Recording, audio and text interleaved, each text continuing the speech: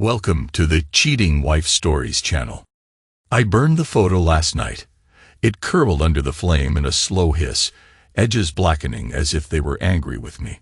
I watched until her face was barely recognizable, her laughter reduced to ash.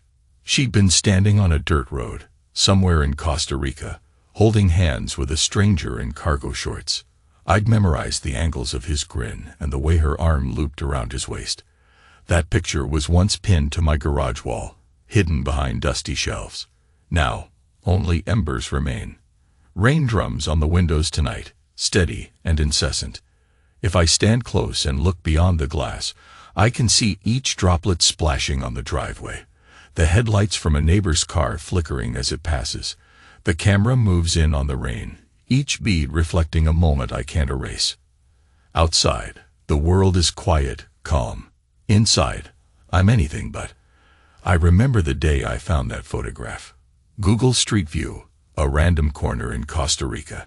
My wife used to say, "I want to see the world." She went on a short trip with some girlfriends, or that's what she told me. I typed a location, more out of curiosity than suspicion, scanning dusty roads and small shops. And there she was, frozen in mid-laugh, hand in hand with him. He wore a guide's badge. He looked proud. She looked radiant, bathed in sunlight like it was all part of some cosmic joke on me. I printed it, framed it, hung it in the garage where she'd never look. That was the day I knew. I didn't confront her then. I didn't pack a bag or storm out. I just kept it close, a silent sentinel reminding me of what had changed. My name doesn't matter. I'm a man, mid-30s, living in a suburb of Orlando, working a respectable job, and doing what every man is supposed to do. Pay the mortgage, come home, say, "How was your day?" with a small smile. We had been married for several years. Our families were proud. We were the golden couple who appeared in holiday newsletters. Then one day, I learned she was pregnant. That should have been the highlight of my life. But the baby wasn't mine. She swore it was at first, caught in half-lies and timid glances. Then the tests came, the clinical proofs. I didn't ask why. I recognized the eyes, the shape of the jaw. I'd memorized them from that photograph. So I stayed quiet. I let her tell me stories about timing, about biology, about how it wasn't possible for the child to be anyone else's. I let her confess piece by piece. At night, in the shower, sobbing when she thought I was asleep. I said nothing. I listened. Rain rattles on the roof. I inhale, letting that metronome guide me through the next step. I don't talk about my feelings because, frankly, they don't matter. Feelings are messy. Actions are clean. And I know precisely how to act. I recall a morning when she was at the kitchen table. She looked older somehow, her eyes rimmed with worry. A mug of chamomile tea in her hand. The steam rose between us like a fog. I walked over, kissed her on the cheek, and asked if she needed anything from the store. She frowned, said, "Milk." That was it. Then, as if from nowhere, I dropped a sentence. "I saw you on Google Street View." She stiffened. "What?" came out in a fragile exhale. I shrugged, eyes on the tile floor. They must have updated the images. "You were in Costa Rica, right? Looked like a nice day." She opened and closed her mouth, searching for words, but I was already turning away, rummaging for car keys. "I'll get the milk," I said. That's how we talked in those days, an ordinary exchange about groceries, abruptly punctured by truths she couldn't run from. Sitting in my car afterward, I replayed it in my mind. Her posture, the way she gripped the tea mug. She didn't deny it. Didn't say I was mistaken. Just a stunned silence. That was the first time I let her know that I knew. I let the knowledge hang in the air, unspoken, intangible like a faint bruise that hurts when pressed, but doesn't break the skin. Later, I found the recordings helped. I bought a small device, hid it in rooms where she liked to be alone. Sometimes she talked to herself, whispering apologies into the walls. "I'm so sorry. Please forgive me." Or, "I didn't think he'd find out. I never meant to hurt him."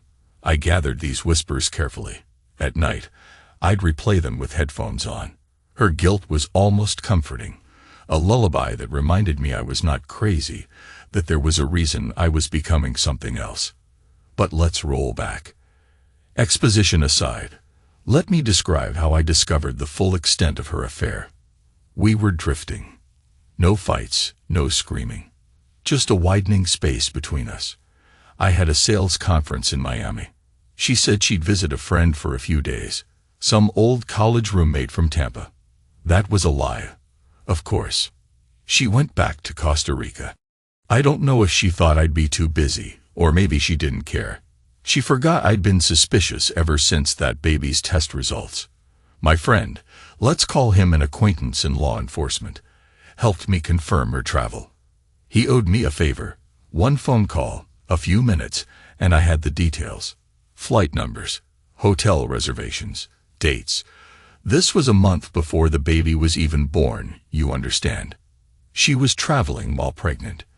The realization made me feel something unexpected. An odd false guilt that maybe I hadn't been the husband she deserved. That maybe I drove her into this. But I brushed it off. My mind works better with tasks, so I set my next steps in motion. I followed her, booked a flight, made sure she didn't see me, stayed at a different hotel. I knew the general area, thanks to that photograph. She was in the same dusty region, near a tourist attraction, lush greenery and waterfalls. A place where tourists pay good money to feel the rush of raw nature. It was raining when I arrived. Tropical downpours that last a few minutes and vanish like illusions. I stood under a straw awning, watching the water cascade off the roof. The camera in my mind zoomed in on each droplet, imagining them as tiny, prying eyes. I saw them together the first evening. She was at a cozy hotel bar with him. Gabriel Morales, tour guide, freelance travel consultant, some charming guy who probably said all the right things. She wore a light summer dress, her hair pinned up, shoulders exposed. She laughed at his jokes, the same laugh I'd seen in that Street View image. He touched her leg, just above the knee. She didn't pull away. Instead, she leaned closer. I didn't move. I just watched from a distance, hidden behind a column, calm as an indifferent observer. They spoke in hushed voices. He'd speak in Spanish, she'd giggle, responding in halting phrases. I recorded a short video on my phone, the scene grainy, but clear enough. In that moment, a twinge ran through me, a voice whispering, "Walk over there. Confront them. End it." But I do not explode. I do not lash out in public. I am not an impulsive man. The next day, I trailed them on a guided hike. Thick, humid air, rain-soaked leaves. I let them get just far enough ahead that they wouldn't sense me. He pointed out exotic birds, waterfalls, hidden vantage points. She hung on every word, stepping over rocks, grabbing his arm. At one point, they disappeared behind a cluster of palm trees. I crept closer, hearing the rustle of clothing, soft moans that cut through the jungle's hush. I saw them in a half-embrace, lips pressed together, her fingers laced in his hair. I turned away, focusing on the squeak of my boots in the wet earth. I'd seen enough. There was an unmistakable passion in the air, an erotic tension that overshadowed everything around them. She gasped his name. He ran his hand up her thigh. She shifted, leaning into him. The moment was raw, dangerously real, the kind of scene that once belonged to me, back when we were newly married, and she clung to me with the same urgency. My stomach twisted, but not with rage, with an odd clarity, because part of me thought, she's alive with him in a way she hasn't been with me. And that thought felt heavier than anger ever could. I flew home before she did. She never knew I was there. When she returned, I greeted her with a gentle nod, took her bags, and asked about her trip. She mumbled something about her friend's condo, how the weather was nice. She was in the shower later when I found a small slip of paper in her purse, a receipt from a local restaurant in Costa Rica. Date stamped. She'd left it there, maybe out of carelessness, maybe out of apathy. I saved it, tucked it away. Another piece of evidence for a puzzle I was assembling. By the time the baby arrived, I'd done multiple tests. I even confronted her OB/GYN casually, in private, about the timeline. I said nothing openly. No direct accusations, just enough to confirm what I already knew. She insisted, "It's your child," but I saw her eyes flicker away. I said, "You must be tired. Let me get you some water," then left the room. That's how we were. Every dialogue began harmless, and then I'd slip in a detail she thought was hidden. The baby boy was born with dark hair, big brown eyes that looked suspiciously like Gabriel's. She cried as she held him, tears of joy or remorse. I couldn't tell. Maybe both. I stayed by her side, quiet, attentive. Part of me felt real tenderness for that baby. Another part froze. Every time I looked at him, I saw the shape of that man's face, the slope of that man's mouth. But I never let it show. Rain always has a way of marking transitions in my life. A few months later, the day she first admitted something wasn't right, a storm pounded our roof. She stood in the living room, bouncing the baby in her arms while he whimpered. I came over, took him gently, and said, "You should rest." She blinked, eyes rimmed with regret, and whispered, "I'm sorry." I only answered, "I know."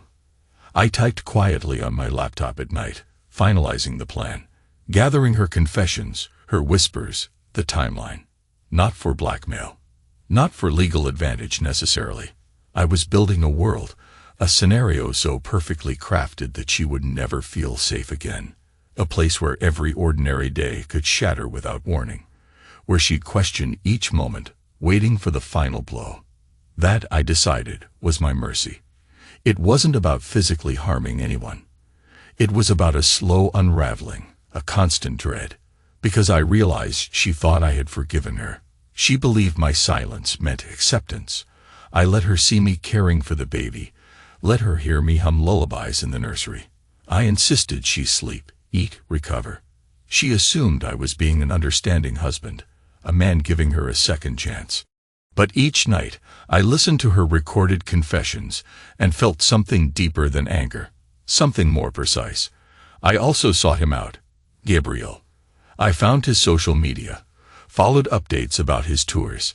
I discovered he sometimes came to Florida in the off-season to pick up extra work, maybe as a travel consultant for agencies. I bided my time. 3 months passed, then 6. She settled into a routine. The baby grew, started to recognize me as the caretaker. I'd feed him, rock him, watch him sleep. Perhaps that was my false guilt surfacing again. The sense I'd failed somewhere, that I wasn't man enough to keep her from straying.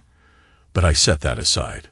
One evening, I heard her on the phone, hushed, saying, "I did love him. But it's complicated now." She paused, then added, "No, Ethan doesn't suspect anything anymore." My name, thrown out casually. I leaned against the hallway wall. She was calling Gabriel, or maybe a confidant. My body tensed, but my face stayed neutral. I approached her afterward, asked if she needed help with dinner. She looked up, startled, and gave a quick, "No, I'm fine." She didn't know I heard. I kissed her temple and returned to my quiet watchfulness. That phone call signaled the next phase. I invited Gabriel to Florida. Not directly, of course. I had an acquaintance in the travel industry, a woman named Alicia who owed me a favor.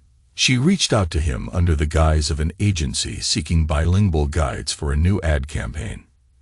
He jumped at the chance. We booked him a flight, arranged a decent hotel. He flew in unsuspectingly, hoping to secure a side gig. It was raining the night I first approached him, a Florida downpour that hammered the sidewalks. I walked into the quiet hotel bar, the same brand of cheap chatter and clinking glasses. He was there in a corner, flipping through notes about possible tours. I stepped closer, ordered a drink, then turned casually. "You're Gabriel Morales," I said. He lifted his gaze, raised an eyebrow. "Yes, you are." I extended my hand. "I'm just a local who heard your name." You do tours in Costa Rica, right? He nodded, a cautious smile on his lips.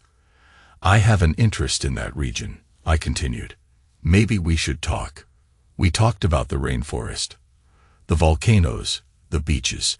At first, I mentioned random tourist spots.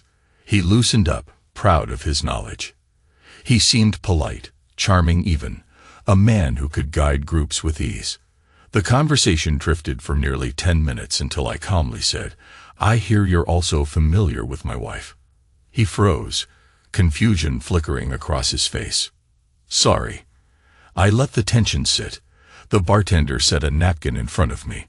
I dabbed at a small spill. She has brown hair, hazel eyes. Maybe you remember. You took a photo with her once on a dusty road. He paled, adjusted in his seat. I'm not sure. I kept my voice level. Her name is Olivia. He opened his mouth, closed it. The air between us thickened with unspoken panic. Then he spoke quickly, almost stumbling. Look, man, if she's your wife, I'm sorry. I didn't know. I cut him off with a small gesture. Don't worry about it. I took a breath, sipped my drink, then changed the subject entirely. So, the best time to visit the waterfall, is it dawn or dusk? He stared at me, unsure if I was insane or threatening or both. I shrugged, signaled that I was waiting for an answer about the waterfall. He cleared his throat, tried to recover. Dawn. Fewer people, better light. I watched his eyes as I answered. Good. I'll keep that in mind. Then I stood. Enjoy your stay. I walked out into the rain, letting it soak me. The camera in my mind pulled back, capturing me in that stark circle of hotel lights as he stared after me from inside. That was my first conversation with my wife's lover. Over the next few days, he was jumpy. Alicia canceled the campaign abruptly, saying the agency lost funding. Gabriel found himself stranded in a Florida hotel with no real reason to be there.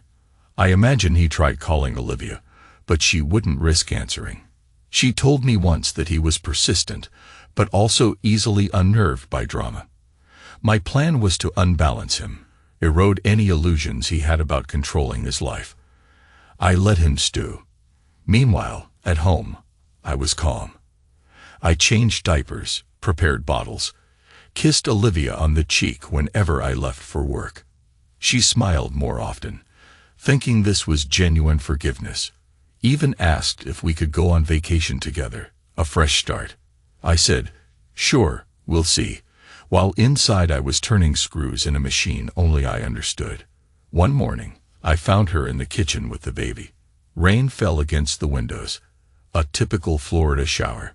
She was humming a lullaby softly, her voice gentle. I stood there for a moment, absorbing the sight. Love is complicated. I still cared for this woman, the mother of a child that wasn't mine. Maybe that's what fueled my resolve. I wouldn't let anger ruin me, but I also wouldn't let her betrayal vanish into some convenient lie. She turned, startled. Oh, hi. I didn't hear you. I nodded. It's okay. I was just thinking. She looked at me carefully. What about? I paused, letting the moment stretch. Then I answered, we're running low on baby formula. I'll head to the store later. She exhaled, relieved. I knew she expected me to say something else, maybe an accusation, but I only gave her the smallest hint, like a half-hearted reminder that I held all the cards. That afternoon, I received a text from Gabriel. Not directly. He used the number Alicia gave him, thinking it was part of that now-defunct ad campaign. I'd set up the phone to forward messages to me. He wrote, "What happened? Are you still hiring? I met a man who said he's Olivia's husband." Then a second text. "Is this a joke?" I typed a short reply on Alicia's behalf. "No job. I suggest you leave Florida soon. He knows." No response came. I assumed it rattled him. A day later, I visited him at the hotel, unannounced. I found him in the lounge, swirling a cheap whiskey in a glass. He lifted his gaze when I approached, eyes bloodshot from either stress or lack of sleep. "What do you want from me?" he asked, voice quavering. I sat across from him. "I want a conversation." He set the glass down. "I don't have anything to say." Lightning flashed outside, a bright flicker that lit the windows. The thunder rolled after. I leaned forward. "Tell me how it started." He blinked. "What?" "The affair," I said quietly. "Tell me what she said to get you in bed. Tell me how often it happened. Tell me all the details you think I want to know." He swallowed hard. "Look, she wasn't wearing a ring the first time. She joined my tour group, we got along. I didn't know she was married at first. Then I found out. But..." He broke off, glancing nervously at the bartender. "We got close. That's all." I nodded, not reacting. "Then what?" He fidgeted. "She told me her husband was distant, that she felt alone. He rubbed his forehead. "It wasn't supposed to be serious, but it became intense." I kept my voice even. "And the child?" He hesitated. She never told me officially it was mine, but I suspected." I leaned back, inhaling. "All right," I said. "That's all I needed." I stood to leave. He grabbed my sleeve. "Look, man, if you want to fight." I shook my arm free gently. "I don't fight. Go back to Costa Rica, Gabriel. That's my advice." Then I walked away. At home, that evening, Olivia was in bed, reading with the baby sleeping beside her in a bassinet. I whispered, "I found a job listing for a bilingual guide in Florida." Sounded interesting. She slowly looked up from her book, confusion growing. "We do get a lot of tourists," she managed. I studied her expression. "Yes," I murmured, "especially from Costa Rica." Then I kissed her forehead goodnight and left the room. I imagine her heart must have raced in that instant. 2 weeks later, life carried on in its usual rhythms. I went to the office, jotted notes, attended meetings. We had a conversation about the baby's future, about baptism, about daycare. She seemed relieved I was speaking normally. The tension in her shoulders loosened. She might have thought I was letting go, truly moving on. That was precisely what I wanted her to think. But beneath that calm exterior, I was setting the final stage. I compiled every piece of evidence. The phone records, the photo, the recordings of her confessions, her texts, the statements from the travel agent. My plan wasn't to release them publicly. That would be too crude, too explosive. Instead, I intended a private unveiling, a personal apocalypse just for her. A storm rolled in that Sunday afternoon, thick clouds blotting out the sun. She fed the baby in the nursery while I paced the living room, phone in hand, awaiting the right moment. I'd asked her parents to come by. Told them we had exciting news, implying something about the baby's future. They arrived with curious smiles and an eagerness to see their grandson. I greeted them politely, guiding them to the sofa. She joined us, holding the baby. Her mother chirped, "So what's this all about?" I started by talking about the baby's birth, how grateful I was for everyone's support. I added a small anecdote about the day the baby was born, how Olivia had been strong in the hospital. My tone was casual, even affectionate. She looked at me, relief in her eyes, maybe sensing the normalcy she craved. Then I abruptly pivoted. I said, "It's also a day that changed my life, because it forced me to realize the child wasn't mine." Her father's brow furrowed. "What?" Her mother glanced at Olivia, confusion turning to alarm. I placed a stack of papers on the coffee table, paternity test results. I spoke calmly, like a surgeon laying out x-rays. I ran multiple tests. "This child, as wonderful as he is, isn't my biological son." Olivia's eyes went wide. She opened her mouth, but no sound came out. Her parents shot her horrified looks, demanding an explanation. She stuttered, "Mom, Dad." I didn't. I continued in the same unwavering tone. "He belongs to a man named Gabriel Morales, a tour guide from Costa Rica. She met him on vacation." Her father half rose from the sofa, his fists trembling. Her mother covered her mouth, tears threatening. Olivia shook her head desperately, trying to speak, but I wasn't done.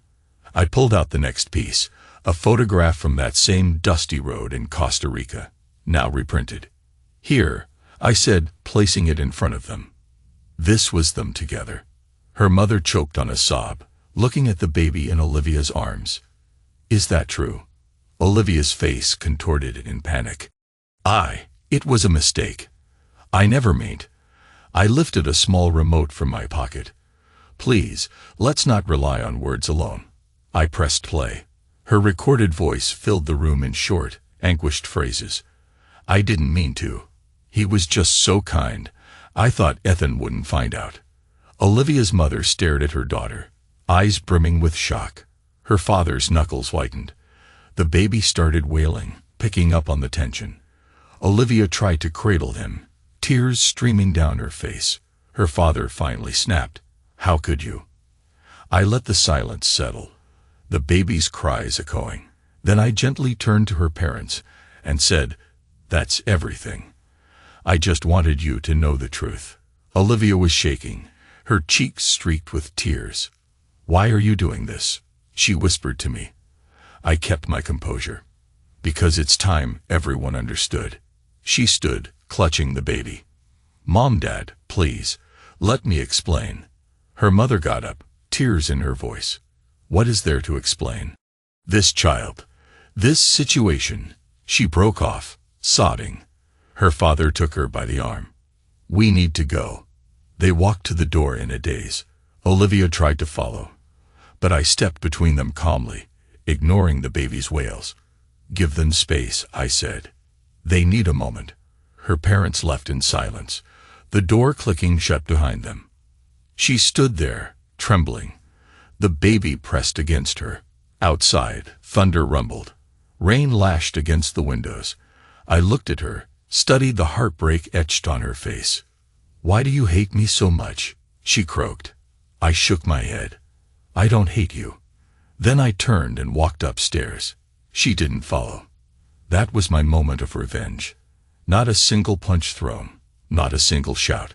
Just a quiet devastation in her world, delivered in front of her parents, ensuring she'd never feel the same ease at family gatherings again. Later that night, I found her curled in the nursery, the baby in the crib, both of them exhausted. The window was open just a crack, letting in damp air. I stood there, listening to the patter of the rain. She looked up at me, eyes swollen from crying. "What now?" she whispered. I spoke slowly, each word measured. "I'm not leaving," I said. "I'm going to stay. We'll keep living here. But he'll never know what else I might do. Or when." She closed her eyes, tears sliding down her cheeks. "I deserve this," she whispered.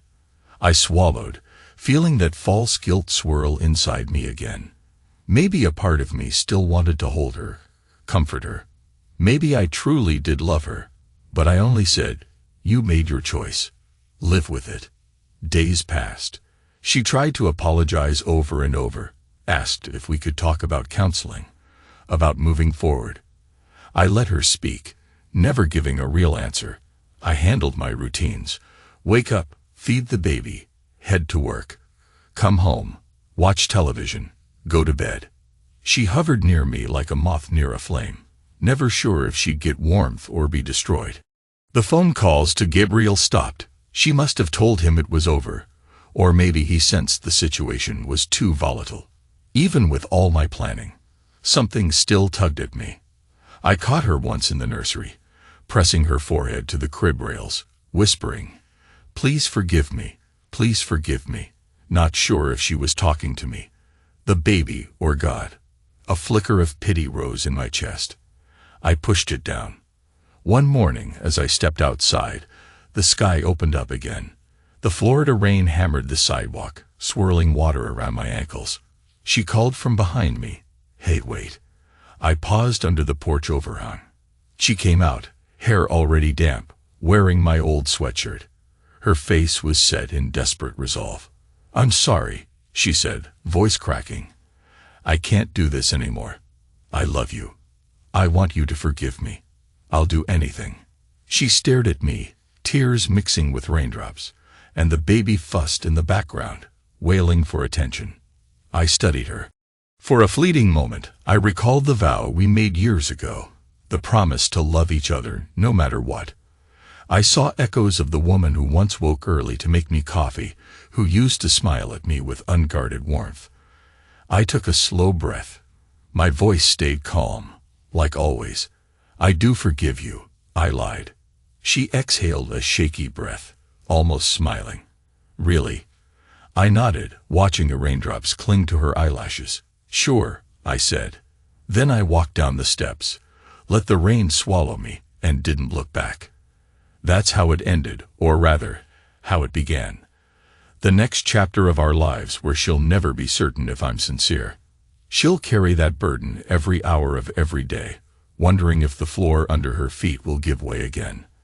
I carry my own burden too. A love twisted by betrayal, a fatherhood built on a lie. Yet in the end, I realize I'm still here, still holding on to what once was, perhaps what could have been. And maybe that's the real tragedy. I haven't burned all the evidence. There's a backup, stored in a safety deposit box. The photo, the recordings, the test results. Sometimes I imagine mailing them to everyone we know. Her friends, her relatives, even her principal at the school where she teaches. Sometimes I think about leaving them on the kitchen counter for her to find, so she remembers the precarious nature of our truce. But for now, I do nothing.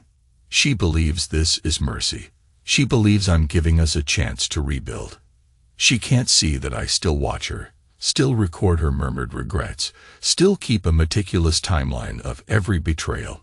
Every time she looks at me with relief, I see the faint shadow of fear behind her eyes. That's all the assurance I need that my plan is working. Late at night, I step into the garage and stare at the dark spot on the wall where that photo once hung. The smell of burned paper lingers in my memory. I think back to that moment, how the edges curled in the flame until the image of her face vanished. I feel the quiet ache in my chest, a reminder that love doesn't disappear so easily. Sometimes I imagine stepping forward, holding her close, forgetting the entire mess. But then I recall the sounds from that jungle, her whispered moans, his name passing her lips, and it clamps my heart in a cold vice. Love might still live in me, but it's bound to a quiet, unwavering cruelty. We exist together, day after day, like a couple performing for an audience, with no clue what happens behind the curtains. She leans on me, tries to hold my hand, tries to make small jokes to lighten the tension. I respond in kind, nodding politely, offering a faint smile. We share meals, watch the baby learn to crawl, exchange pleasantries when our neighbors drop by. Outwardly, we look like a couple healing. Inwardly, I know every step is a part of the stage I've built. I suspect, deep down, she understands that the worst has yet to come. Or maybe it already came when I told her parents. Hard to say. She drifts between hope and dread, uncertain which day will be her last in my good graces. That fear is my companion now. Maybe it's my atonement for failing as a husband, or maybe it's my refusal to let her get away without consequence. Once a week, I listen to her recorded voice, the confessions that unraveled her. She repeats the same apologies, the same pleas. She begs for forgiveness, begs for a time machine, begs for the chance to love me properly. I keep those recordings safe. They're my reminder that I'm not insane, that what I'm doing is deliberate, methodical. If there is any redemption in this story, it's in the baby. He's innocent, smiling when he sees me, his little hands grasping for my shirt. Some nights, I hold him while my wife sleeps, and I feel an unexpected warmth in my chest. He's not mine by blood, but I've cared for him since the day he was born.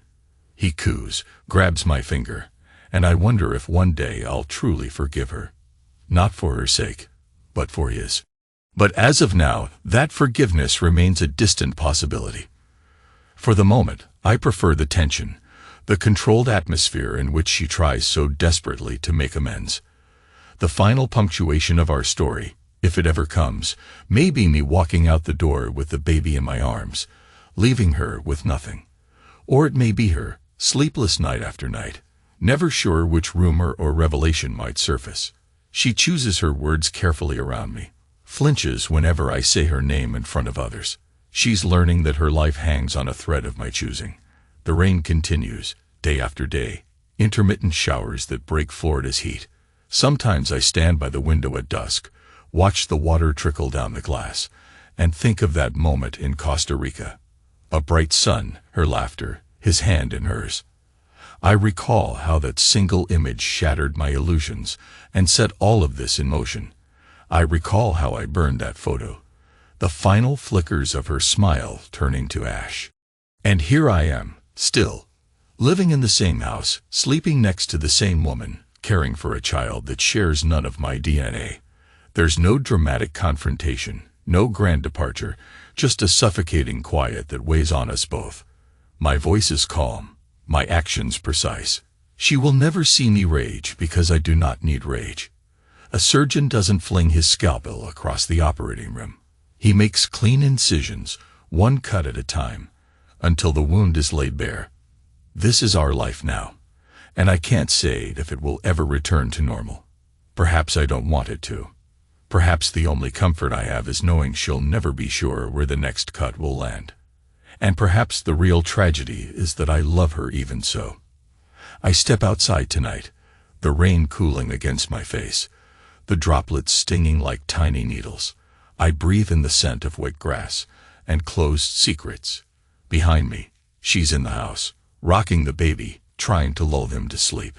Maybe one day, we'll both stand in the doorway together, watch the storm pass, and truly talk. Or maybe this is all there is, my quiet revenge and her trembling penance. The rain intensifies, and I let it soak me. The world looks hazy, streetlights blinking through sheets of water.